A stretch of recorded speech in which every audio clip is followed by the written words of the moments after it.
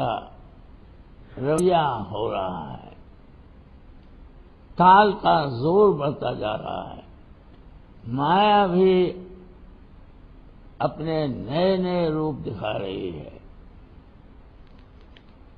اور لبھاتی ہے، اور جو انجان جیو ہیں وہ اس کے لبھائے میں، اس کے بھلاوے میں آ جا رہے ہیں۔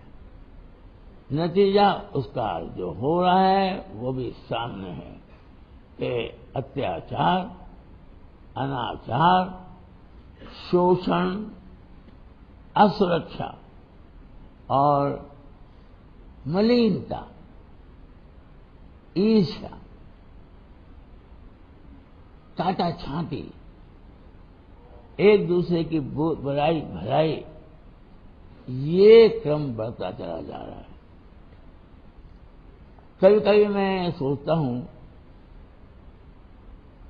اور مجھ کو اپنا بچپن یاد آتا ہے، صاحب کی یاد آتی ہے، یہ بھی یاد آتا ہے کہ صاحب یہ حضوری جنم اشٹمی کو کیسے مناتے تھے، کس چاہت سے، امنگ سے، پریم سے، وہ سب نظارہ آتا ہے، اور ہم سب سادھارن کپڑے پہن کر لیکن سچ اور صاف، اس پہ بہت زور دیا جاتا تھا۔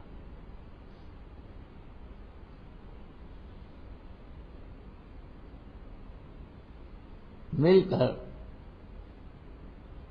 پرم پروش پورنجنی حضور مہاراج کا گنواد کرتے تھے، پرارتھنا کرتے تھے، ونتی کرتے تھے۔ صبح آرتی یہیں ہوتی تھی جیسے ابھی ہم لوگوں نے کی، اور شام کو وشیش اتسو حضور مہاراج کے کمرے میں منایا جاتا تھا، اور وہ کالی پکوڑی اور کچوری آلو کا پرساد شام کو بٹتا تھا، شام کو میٹھا نمکین، بہرحال خوشی تھی دل میں، سادگی تھی، آپس میں میل جول زیادہ تھا، سماج بھی اتنا وبھاجت نہیں تھا، لوگ ایک دوسرے کا حال لینے کے لیے آتے جاتے تھے۔ اگر ذرا خبر پڑ جائے محلے کے اندر کہ فلاں کے یہاں کوئی سخت بیماری ہو گئی ہے تو آپ سے آپ محلہ امڑ پڑتا تھا،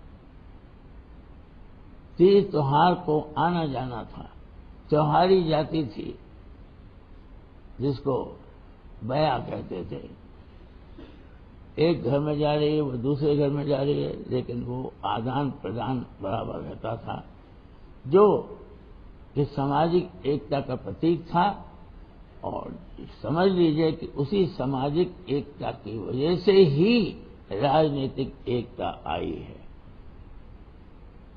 social consolidation leads to political unity, اور جب سماج بکھرتی ہے یا ٹوٹتی ہے تو پھر راجنیتی بھی نہیں ٹھہر سکتی۔ اس دیش کی غلامی کا کارن یہی تھا، سوشل ڈس یونٹی، جات پات، جو اپنے آپ کو اونچی جاتی کا سمجھتے تھے، کسی نے نشچت نہیں کیا تھا کہ یہ اونچ جات ہے، لیکن مانن کی بات تھی،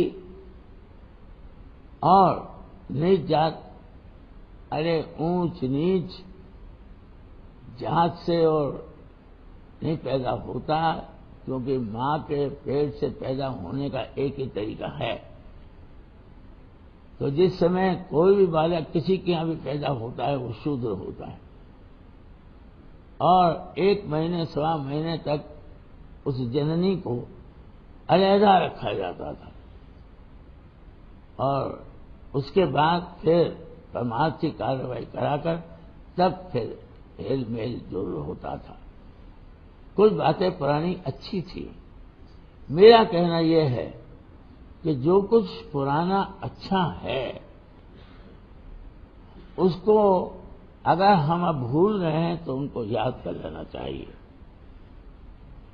ہماری کچھ سانسکرتک پرمپرائیں ہیں جن کا نرواہ کرنا آج کی پرستھتی میں اتی آوشک ہو گیا ہے. میں کتنے دن سے کہہ رہا ہوں کہ مہیلاؤں کی سرکشا کا ایک بہت بڑا پرشن سارے دیش میں کھڑا ہو گیا ہے. کوئی دن کا اخبار خالی نہیں جاتا جبکہ کہیں نہ کہیں گھٹنا ہو رہی ہے.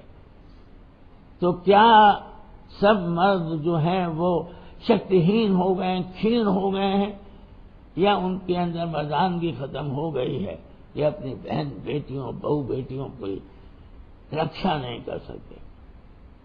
یہ آپ سب کو چنوتی ہے. اور حضور مہاراج کے جنم دن پر میں اس بات کا عہد چاہتا ہوں آپ لوگوں سے کہ اگر آپ کو پوری پریت و پتیت حضور مہاراج کے چرنوں میں ہے تو حضور مہاراج نے نشکریتا نہیں سکھائی ہے، سکریتا سکھائی ہے. حضور مہاراج نے 4 چیزوں پر زور دیا ہے: ایک سدگرو، ایک ستسنگ، ایک ستنام اور ایک ست انوراگ. یعنی ہم کو وقت کے گرو کی ضرورت کیوں ہے؟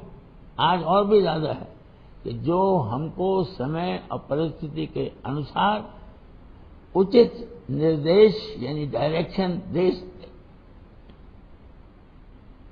کیونکہ پرستھتیاں بدلتی ہیں، زمانہ بدلتا ہے، انتی بھی ہوتی ہے اور گھاٹا بھی ہوتا ہے. ویاپار میں گھاٹا بھاڑا ہوتا رہتا ہے لیکن ویاپار چلتا رہتا ہے. اسی طریقے سے سمجھنا چاہیے کہ ہم لوگوں کو ان کے نردیش کا پالن کرنا پرمارتھی کارروائی کے ساتھ ساتھ اپنے دنیا داری کے ویوہار میں بھی آوشک ہے. اس لیے سنت سدگرو کو کھوجنا نرنتر ضروری ہے، اور جب سنت سدگرو مل جائیں تو ان کا ستسنگ ضروری ہے.